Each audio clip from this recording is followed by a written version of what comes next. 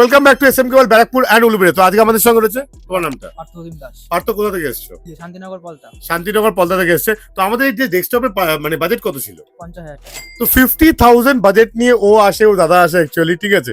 তো আমরা 50,000 এর মধ্যে কি করতে চাইছিল? গেমিং।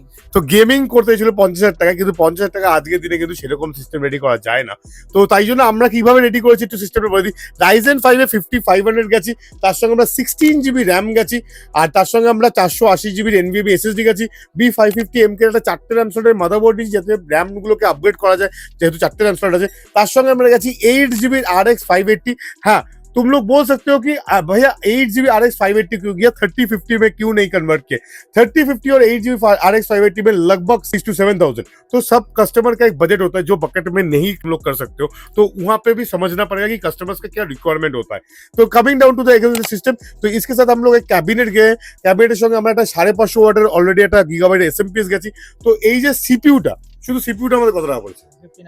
59,000 এর মধ্যে সিপিইউটা আমাদের রেডি হয়েছে। আর মনিটর কিবোর্ড মাউস দিয়ে আমাদের কত টাকা পড়েছে? 66,000 পড়েছে। এর সঙ্গে আমরা 6,000 রুপিস অ্যাড করলে অবশ্যই আমরা 3056 জিবি যেতে পারতাম। বাট বাজেট যেহেতু আমাদের 50 থেকে অলরেডি 60 উঠে গেছে, তার মধ্যে আবার ফাইন্যান্স হয়েছে আমাদের, তাই তো? তো ফাইন্যান্স হয়েছে, তো সেই জায়গাগুলোকে সব কিছু মাথায় রেখে সিস্টেম আমাদেরকে প্রোভাইড করতে হয়। তো কাস্টমার কিন্তু তুমি পারতো কি বলতে চাও? পার্সেন্ট আমার ভালো লেগেছে এখানে, আপনারাও আসতে পারেন, দাদা খুব ভালো। বাস, সবাই শুধু একটাই কথা বলে, দাদা খুব ভালো।